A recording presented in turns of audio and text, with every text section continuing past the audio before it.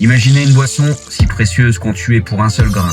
Interdite dans 5 pays, accusée d'être l'œuvre du diable, volée par des espions, tachée du sang de l'esclavage, financée des révolutions, carburant des génies et ration des soldats. Une boisson qui a fait tomber des empires et écrit des chefs-d'œuvre. Vous la buvez peut-être en ce moment, noire, brûlante, sans vous douter de son passé tumultueux. Voici le voyage chronologique du café, de la légende éthiopienne aux tasses d'aujourd'hui, des moments forts, des trahisons, des passions, des mystères. Tout commence il y a plus de 1000 ans dans les hautes terres d'Éthiopie. Tout commence au IXe siècle dans les hautes terres sauvages d'Éthiopie. Un jeune berger nommé Kaldi garde son troupeau sous la lune. Il remarque un phénomène étrange. Ses chèvres, après avoir brouté les baies rouges d'un arbuste inconnu, bondissent, dansent, refusent de dormir, pleines d'une énergie surnaturelle. Intrigué, Kaldi goûte les baies. Il ressent une vague d'éveil, une clarté d'esprit, une vitalité qu'il n'avait jamais connue.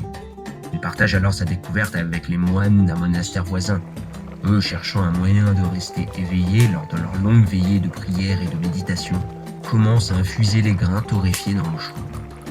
Le café est né, un secret éthiopien, stimulant spirituel qui va changer le monde.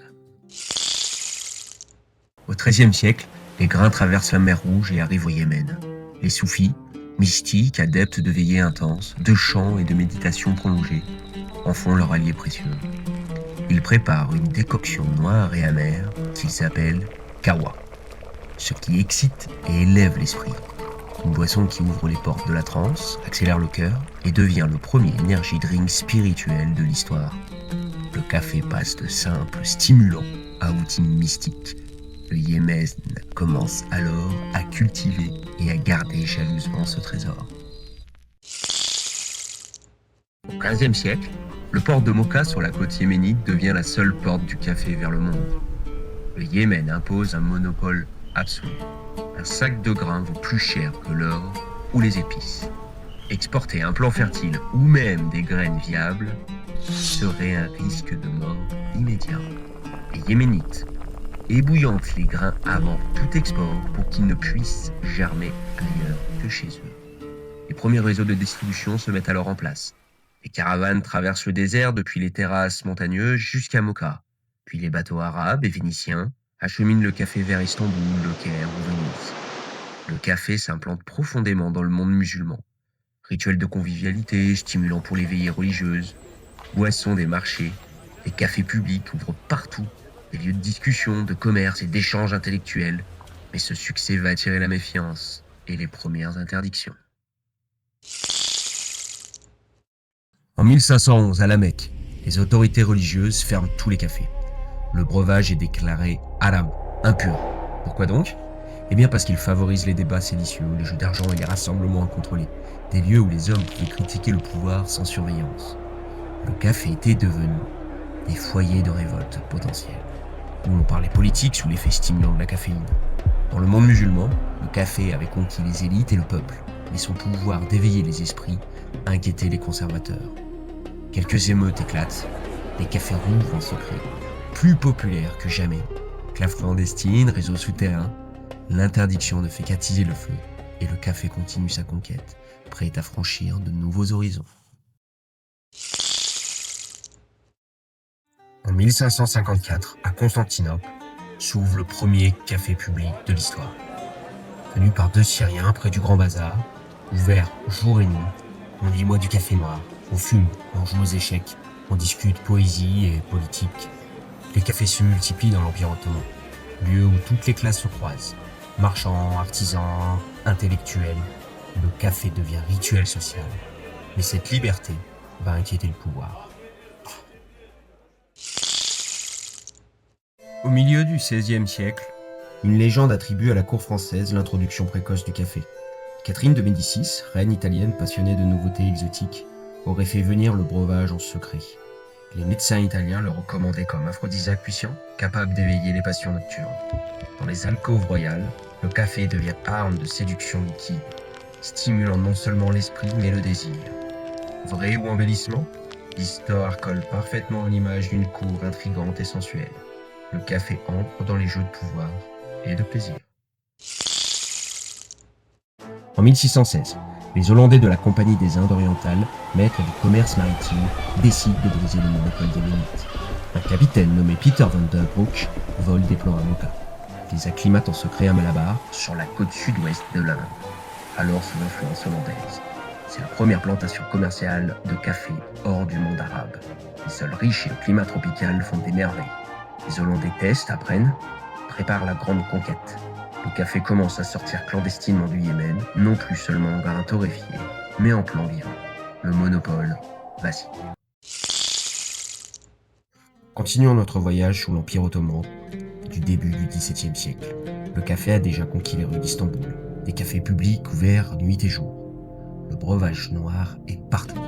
Mais en 1623, un nouveau sultan monte sur le trône, Mourad IV, jeune, ambitieux, obsédé par l'ordre absolu. Il voit dans ces cafés un danger mortel. Le café éveillerait les esprits, encouragerait les assemblées libres, les discussions politiques sans contrôle. On y critiquerait le pouvoir, les taxes, les guerres.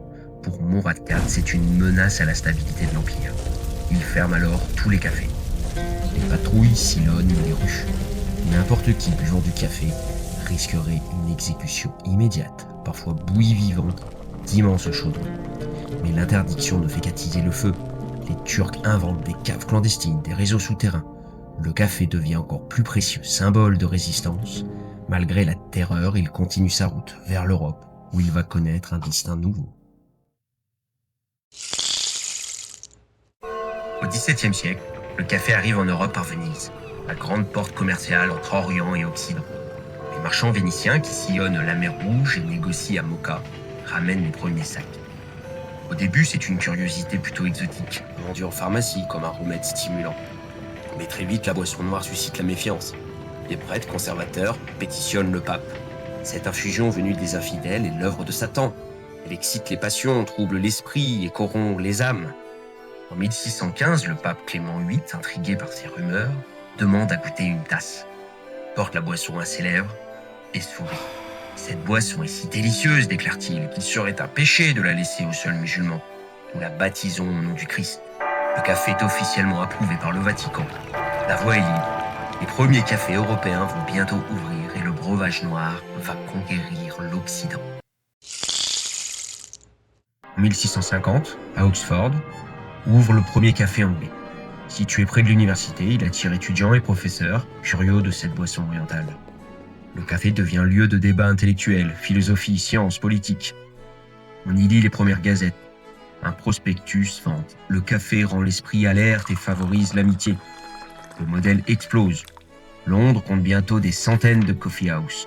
Le café rivalise avec le thé et devient boisson des penseurs. Vers 1670, un saint soufi indien nommé Baba Boudan accomplit un acte légendaire. En pèlerinage à la Mecque, il passe par Mocha et tombe amoureux du café. Pour contourner l'interdit yéménite, il cache alors 7 graines fertiles dans sa longue barbe. De retour en Inde, il les plante dans les collines de Chikmagalur, dans le Karnataka, aujourd'hui appelé Baba Boudan Giri en son honneur. Ces 7 graines deviennent l'ancêtre de tout le café cultivé en Inde. Un seul homme, par la foi et la ruse, brise le monopole yéménite. Le café indien naît, héritage vivant encore aujourd'hui. En 1686, À Paris, le Sicilien Francesco Procopio ouvre le café Procope, près de la Comédie Française. Table en marbre, lustre, miroir, le premier café élégant de France. On y boit café, chocolat chaud ou liqueur. Très vite, il attire comédiens, écrivains, artistes.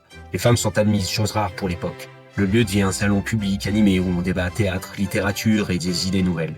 Le Procope pose les bases des futurs cafés littéraires des Lumières, un espace de liberté naissante.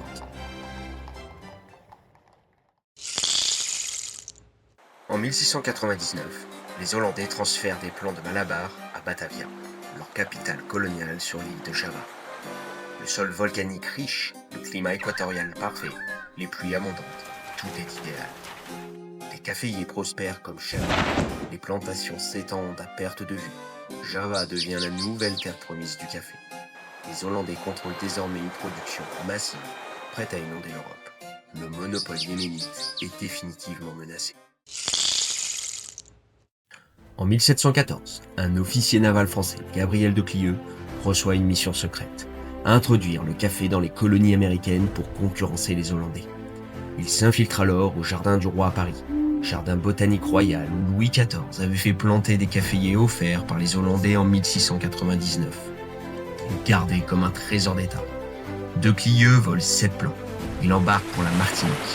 Le voyage s'avérera un enfer. Attaque de pirates tunisiens, tempête violente, rationnement d'eau. Il partage sa propre ration avec les plans. Un saboteur à bord tente même de les détruire. De Clieux protège le dernier survivant comme un trésor. Un seul plan arrive alors vivant. Planté en Martinique, il deviendra l'ancêtre de 90% du café d'Amérique latine. Un espion du XVIIe siècle change l'histoire par la ruse et le sacrifice. En 1727, l'Empire portugais envoie un lieutenant en mission secrète en Guyane française. Objectif, ramener des graines fertiles pour lancer la culture au Brésil. Le lieutenant Francisco de Melo Paleta utilise la plus ancienne arme de l'espionnage, la séduction. Il charme la femme du gouverneur français. Lors d'un dîner d'adieu, elle lui offre un bouquet de fleurs dans lequel sont cachées des graines de café viables. Mission accomplie. Des graines plantées au Pará explosent en quelques décennies. Le Brésil devient le premier producteur mondial grâce à un bouquet et une histoire d'amour clandestine. Le café conquiert l'Amérique du Sud par la passion. Au XVIIIe siècle, la Suède voit le café comme une menace. Importation coûteuse, danger pour la santé. Le roi Gustave III décide de le prouver scientifiquement. Il gracie partiellement la peine de mort de 2 jumeaux criminels. L'un boira seulement du café, l'autre seulement du thé. Pour voir lequel meurt en premier. L'expérience commence, les médecins surveillent, mais l'ironie est cruelle. Les 2 médecins meurent avant. Puis, le roi Gustave III est assassiné en 1792. Les jumeaux survivent longtemps, celui au thé meurt à 83 ans, celui au café, plus tard encore. Le café gagne. Malgré cela, la Suède interdit le café 4 fois. En 1746, en 1756, en 1769, en 1794. Confiscation des tasses, moulins, grains, peines lourdes. Les Suédois résistent, cachent leurs cafetières, boivent en secret. Chaque interdiction est levée sous pression populaire. Le café triomphe. Aujourd'hui, la Suède est championne du monde. 12 kilos par personne et par an. Le rituel fika, cette pause café obligatoire plusieurs fois par jour, le pays qui interdisait le café en est fou amoureux. Ironie nordique absolue. Au XVIIIe siècle, le café inspire les génies. À Paris, Voltaire avale jusqu'à 50 tasses par jour au Procope. Le café rend l'esprit alerte comme jamais. Il écrit des chefs-d'œuvre caféinés. Plus tard, Balzac pousse l'addiction plus loin. 50 000 tasses dans sa vie. Il broie même les grains sur son ventre pour une érection intellectuelle. Ses romans naissent de cette folie. À Leipzig, Jean-Sébastien Bach compose sa cantate du café en 1732. Une satire où une jeune fille défend son breuvage contre son père. Le café est plus cher que l'or, mais il vaut chaque sou. Le café n'est pas seulement une boisson, c'est le carburant des artistes. Des penseurs, des créateurs. Ils transforment les idées en œuvres immortelles. Au XVIIIe et XIXe siècle, les plants volés ou rapportés deviennent d'immenses plantations dans les colonies. Martinique, Haïti, Cuba, Brésil, Réunion, des millions d'Africains arrachés à leurs terres, déportés dans la traite triangulaire. Sous le fouet des planteurs, ils cueillent les baies rouges, jour après jour, dans la chaleur écrasante. Le café européen, bu dans les salons parisiens ou londoniens, est taché du sang de l'esclavage. Derrière chaque tasse noire et brûlante, le cri silencieux de chaîne et de souffrance. Le sucre, le coton, le café, piliers d'un système inhumain qui enrichit l'Europe, jusqu'aux abolitions progressives au XIXe siècle.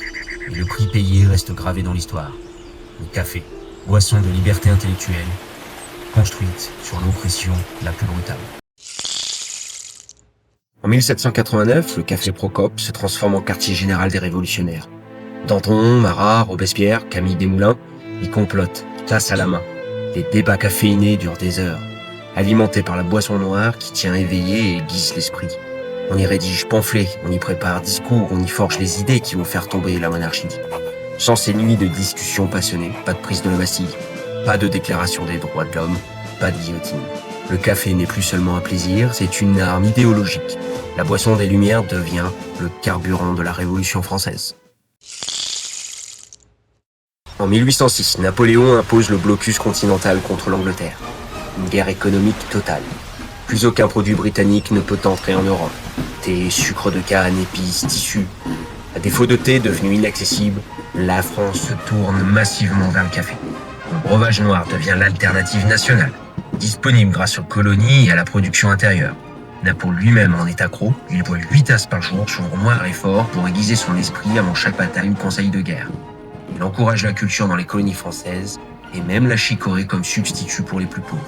Le café explose en consommation. Salons, armées, bureaux, foyers, il devient boisson de résistance à l'ennemi anglais, symbole de l'Empire. En 1896, à Adoua, berceau du café, l'Éthiopie affronte l'Italie coloniale. Les revenus du café ont contribué à financer l'armée de l'empereur Ménélique II. Armes modernes, logistique, soldats motivés. Le 1er mars, l'Éthiopie remporte la bataille. La plus grande défaite coloniale européenne du 19e siècle. L'Italie est humiliée. L'Éthiopie reste forte et indépendante. Seule nation africaine à résister à la colonisation. Le café né sur ses terres a aidé à les défendre. Le berceau a sauvé son indépendance grâce à son propre trésor. Début du XXe siècle, le café entre dans l'ère de la machine. Un chimiste japonais, Satoru Kato, à Chicago, invente le premier café soluble. Quelques années plus tard, en 1903, Ludwig Roselius, en Allemagne, commercialise le café décaféiné. Mais ce sont les guerres mondiales qui transforment vraiment le breuvage. Le café instantané devient ration militaire indispensable, facile à transporter, rapide à préparer dans les tranchées. En 1938, Nestlé lance Nescafé, développé pour écouler les surplus brésiliens pendant la Seconde Guerre mondiale. Des millions de sachets accompagnent les troupes américaines du front européen aux îles du Pacifique. Le café réconforte les soldats, les réveille avant l'assaut, devient compagnon des longues nuits de garde. Le café n'est plus un luxe artisanal, il est devenu un produit industriel de masse partout, pour tous. La boisson mystique des origines est désormais une poudre universelle, le monde entier la boit en quelques secondes. Au milieu du XXe siècle, l'Italie perfectionne l'expresso. La machine Gaggia invente la crema parfaite. Le café devient un rituel debout, rapide, intense, un shot brûlant en quelques secondes. En 1971, à Seattle, 3 amis ouvrent une petite boutique, Starbucks. Au départ, ils vendent des grains torréfiés. Puis ils s'inspirent de l'Italie. Grande tasse, latte, cappuccino, sirop aromatisé, un nom écrit au marqueur sur le gobelet, une musique douce en fond, un produit de masse, personnalisé. Le 3e lieu entre maison et travail. Le café n'est plus seulement une boisson, il est une expérience, une identité. À la fin du XXe siècle, après la guerre du Vietnam et l'unification sous le communisme, le café reste une culture modeste, limitée par l'économie planifiée. Mais en 1986 arrivent les réformes Doi Moi. La libéralisation change tout. Les terres sont attribuées aux paysans. Les investissements étrangers affluent. Le Robusta devient la priorité nationale. Ce grain, robuste, très productif, peu coûteux, couvre rapidement les hauts plateaux centraux. Dans les années 90 et 2000, le Vietnam dépasse la Colombie. Il devient le 2e producteur mondial, derrière le Brésil. Presque exclusivement du Robusta, pour les mélanges bon marché, les expressos industriels, les cafés instantanés. Le Vietnam inonde le marché. Le café né dans la Révolution s'est mué en arme économique capitaliste. Ironie de l'histoire. Aujourd'hui, le café est partout, tout le temps. Dans les bureaux, les voitures, les avions, du matin au soir. Plus de 2 milliards de tasses par jour dans le monde. Le café est devenu quotidien, indispensable. Mais une tasse parfaite ne s'improvise pas. Elle repose sur 3 métiers principaux. Le producteur qui cultive, cueille, traite le grain avec soin dans son terroir. Le torréfacteur qui révèle les arômes par la chaleur précise. Et le barista qui sublime tout par l'extraction, la pression, le temps. Si l'un des 3 faiblit, la tasse en pâtit. Le barista devient un artiste, maître de la créma, du latte art, de l'équilibre. La 3e vague redonne ses lettres de noblesse au café. Traçabilité, respect, artisanat. De la légende éthiopienne à votre tasse quotidienne, le voyage millénaire continue dans chaque gorgée.